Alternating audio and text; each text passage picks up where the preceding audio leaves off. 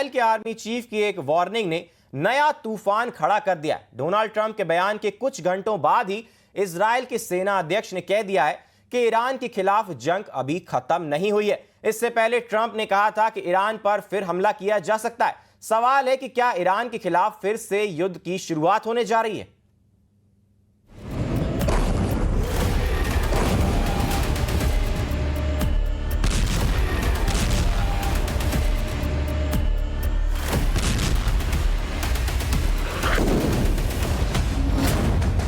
Iran के खिलाफ तबाही की नई स्क्रिप्ट लिखी जा चुकी है।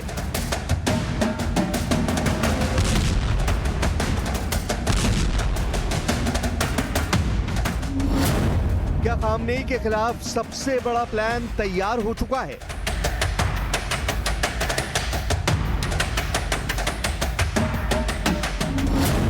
क्या इजराइल और अमेरिका फिर डबल अटैक होने वाला है?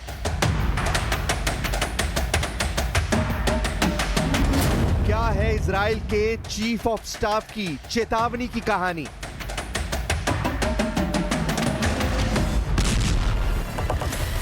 ईरान के आसमान में एक बार फिर कयामत की घड़ी का कांटा घूम रहा है। एक बार फिर इजराइल के गोला बारूद से ईरान का आसमान सुर्ख होने वाला है। एक बार फिर वो होने वाला है जिसका इशारा खुद अमेरिका के राष्ट्रपति डोनाल्ड ट्रंप कर चुके हैं, क्योंकि इजराइल और ईरान के बीच चली 12 दिन की भीषण जंग के महज कुछ ही दिनों बाद ईरान में एक नई तबाही का बबल क्रिएट हो रहा है, जो किसी भी वक्त एक बारूदी धमाके के साथ फट सकता है। क्योंकि ईरान पर अमेरिकी राष्ट्रपति के बयान के कुछ ही घंटों बाद इजराइल के चीफ ऑफ स्टाफ की तरफ से साफ कहा गया है कि ईरान के खिलाफ जंग अभी पूरी तरह खत्म नहीं हुई है। यानी ईरान के खिलाफ सेकेंड राउंड के वॉर के लिए इजराइल पूरी तरह तैयार बैठा है।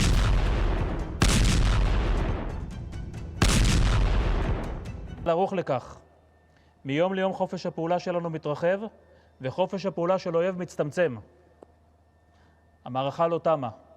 אומנם הגענו להישגים, אך עוד צפויים לנו ימים מאתגרים, ועלינו להישאר דרוכים ומלוכדים עד להשלמת המשימה.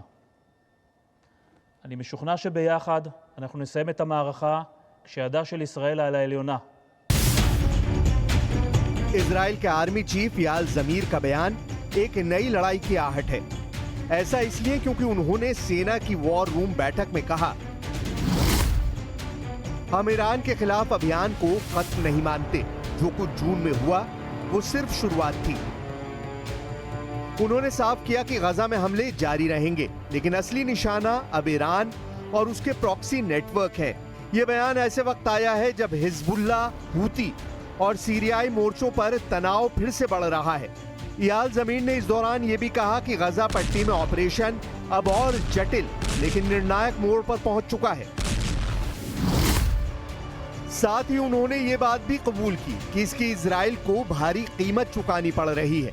लेकिन इजराइल के चीफ ऑफ स्टाफ ने यह भी कहा कि जब तक इजराइल अपने टारगेट पूरे नहीं करता तब तक ऑपरेशन जारी रहेगा। यही नहीं, उन्होंने बंधकों की वापसी और हमास के ठिकानों को जड़ से मिटाने की सौगंध भी दोहराई है।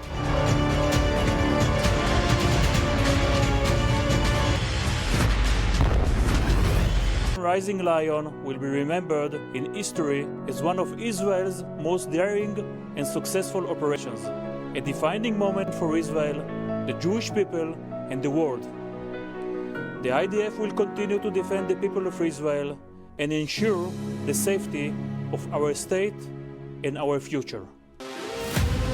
और आइए अब ये समझते हैं कि आखिर याल जमीर का कद क्या है, जिन्होंने ईरान के खिलाफ एक नई जंग की आहट के संकेत दिए हैं। याल जमीर इजराइल रक्षा बलों के जनरल स्टाफ के प्रमुख हैं। उन्होंने इसी साल 5 मार्च को यह पदभार ग्रहण किया है। पहले वो इजराइल की डिफेंस मिनिस्ट्री में महानिदेशक के पद पर भी रह चुके हैं। 2018 से 2021 के बीच वो सेना की दक्षिणी कमांड के कमांडर और डिप्टी चीफ ऑफ स्टाफ भी रह चुके हैं। लेकिन यहां कहानी ईरान को नई चुनौतियों को लेकर है। वो चुनौतियां जिसके बारे में पहले डोनाल्ड ट्रंप और अब इजराइल के चीफ ऑफ स्टाफ बयान दे रहे हैं। महज कुछ घंटों के अंतराल पर आए ये बयान बता रहे हैं कि ईरान को लेकर इजराइल और अमेरिका के बीच जरूर कोई नया प्लान तैयार हो चुका है। ऐसा प्लान जिसका ग्रीन सिग्नल किसी भी वक्त व्हाइट हाउस से दिया जा सकता है। अगर जरूरत पड़ी तो ईरान पर दोबारा हमला होगा। लेकिन सवाल यह है कि आखिर ईरान के खिलाफ इजराइल और अमेरिका की तरफ से ये बयान क्यों आ रहे हैं? क्यों दोबारा पश्चिम एशिया को नई जंग की आग में झोंकने की तैयारी चल रही है? क्यों ईरान को लेकर बार बार धमकाने वाली बयानबाजी की जा रही है? इसे समझने के लिए आपको ईरान की उस जिद की क्रोनोलॉजी को समझना होगा जिस पर ईरान अड़ा हुआ है। न्यूक्लियर एनरिचमेंट वाली जिद, परमाणु ठिकानों को पहले की तरह बनाने की जिद और सबसे अहम खामनेई के सरेंडर ना करने की जिद। और इसी जिद का ईरान के विदेश मंत्री अब्बास अराक्ची भी कुछ घंटों पहले ही ऐलान कर चुके हैं, जिसमें वो भले ही पहली बार न्यूक्लियर प्रोग्राम को हुए नुकसान की बात कबूल कर रहे हैं, लेकिन ये भी कह रहे हैं कि ये अब ईरान के लिए सिर्फ तकनीक की रक्षा का मुद्दा नहीं, बल्कि ईरान के लिए राष्ट्रीय सम्मान का मुद्दा है। It is now stopped because yes, damages are serious and severe, but obviously we cannot give up our enrichment because it is an achievement of our own scientists, and now more than that, it is a question of national pride. Abbas Araghchi के इसी बयान के बाद अमेरिकी राष्ट्रपति Donald Trump ने social media handle truth social पर लिखा था कि जरूरत पड़ी तो ईरान के खिलाफ फिर हमला किया जाएगा। लेकिन ईरान ने भी साफ कर दिया है कि वो किसी भी कीमत पर दबाव में झुकने वाला नहीं है। उसने जिस दिशा में अपना कदम बढ़ा दिया है उस दिशा से ईरान को कोई वापस नहीं ला सकता। यानी न्यूक्लियर एनरिचमेंट को लेकर ईरान हर तरह की चुनौती का सामना करने के लिए तैयार है। अब्बास अराक्ची का वो बयान सुनिए जो इस बात की ओर साफ इशारा कर रहा है कि पश्चिम एशिया में एक नया बारूदी बवंडर उठने वाला है।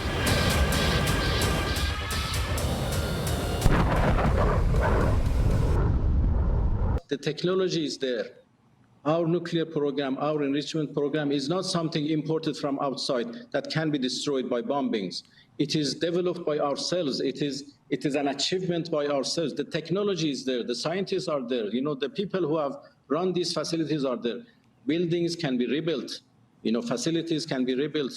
Machines can be, replaced because the technology is there. I think the recent attack proved that there is no military option for our nuclear program.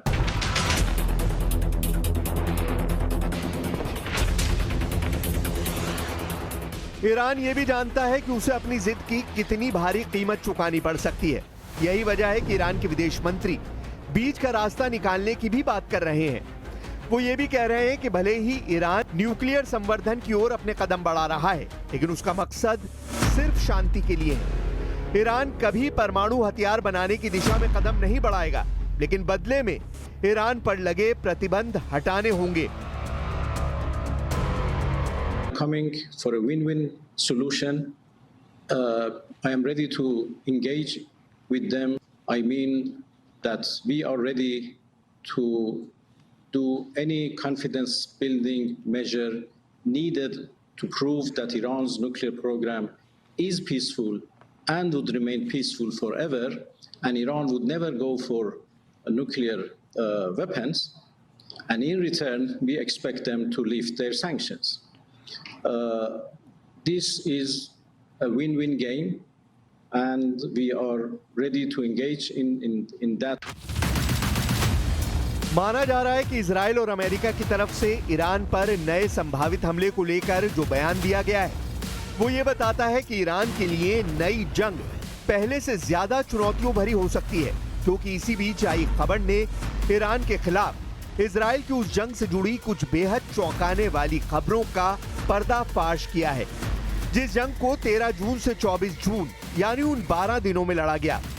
खबर है कि जून में जिस तरह ईरान के टॉप IRGC कमांडरों को एक के बाद एक मारा गया, उसने दुनिया की खुफिया एजेंसियों को हिला दिया है। बताया जा रहा है कि इजराइल की सीक्रेट सर्विस मोसाद ने महीनों पहले ही डिजिटल ट्रैप सेट कर दिया था। एक फर्जी लीक प्लान किया गया जिससे ईरानी अफसर गलत लोकेशन पर पहुंचे। उस समय ड्रोन पहले से तैनात थे। साथ ही इजरायली AI सिस्टम ने ईरानी मोबाइल डेटा और कम्युनिकेशन पैटर्न को डिकोड कर लिया था। सब कुछ इतने परफेक्शन से हुआ कि टारगेट बंकर में हो या कार में, एक क्लिक पर दुश्मन को खत्म किया गया। जानकारी के मुताबिक मोसाद ने इस ऑपरेशन में जो सबसे खतरनाक तकनीक इस्तेमाल की उसे डिजिटल डीएनए कहा गया। इसका मतलब था ईरानी कमांडरों की डिजिटल आदतों, मूवमेंट पैटर्न और नेटवर्क ट्रैफिक का साइबर क्लोन बनाना। ये एआई और डेटा एनालिटिक्स का एक ऐसा घातक मिश्रण था जिससे मोसाद को पहले से पता था कि किस अफसर का मोबाइल कहां एक्टिव होगा, किस रूट पर कौन सी गाड़ी चलेगी। इसके बाद बस ड्रोन ने अपना काम किया, बिना इंसानी रिस्क टारगेट को तबाह किया गया। 13 जून को इजराइल ने अपना सबसे बड़ा हवाई हमला किया, ऑपरेशन राइजिंग लायन। एक साथ 200 फाइटर जेट्स ने ईरान के 100 से ज्यादा टारगेट्स पर हमला किया। 5 वेव्स में करीब 330 बम गिराए गए।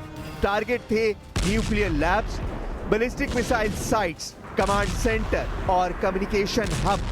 साथ ही मोसाद के ड्रोन पहले ही एयर डिफेंस सिस्टम को अंधा कर चुके थे। ईरान की राजधानी तेहरान में भी कई बंकर बेस तबाह किए गए। यह पूरा हमला सिर्फ 90 मिनट चला, लेकिन इस हमले में ईरान की सैन्य कमान की रीढ़ टूट गई। इजराइल के हमले के जवाब में ईरान ने भी मिसाइल बराज और ड्रोन हमले किए, लेकिन ज्यादातर इंटरसेप्ट हो गए। आयरन डोम, डेविड स्लिंग और एरो 3 जैसे सिस्टम पहले से एक्टिव थे। साथ ही अमेरिकी और फ्रांसीसी फ्लीट ने रेड सी और फारस की खाड़ी में पूरा सपोर्ट दिया। ईरान की जवाबी क्षमता को मोसाद ने पहले ही कमजोर कर दिया था। उनकी कई लॉन्च साइट पहले ही तबाह हो चुकी थी। इसीलिए इजराइल के खिलाफ ईरान का हमला सिर्फ सिंबॉलिक बन गया। ईरान के खिलाफ इजराइल के इस खुफिया अभियान का सबसे अहम दावा IRGC कमांडर हुसैन सलामी से जुड़ा है, जिन्हें मोसाद ने अपने जाल में फंसाया। ईरान इंटरनेशनल का कहना है कि इजराइल ने सलामी के एक करीबी एजेंट के जरिए जानबूझकर एक योजनाबद्ध हमले की तारीख लीक की। यह तरीका काम कर गया और उनको एक पहले से तय जगह ले आया। इस जगह पर पहले ही इजरायली खुफिया एजेंसी ने सलामी की हत्या का प्लॉट तैयार कर रखा था। यहां आने पर उनके ऊपर हमला कर दिया गया।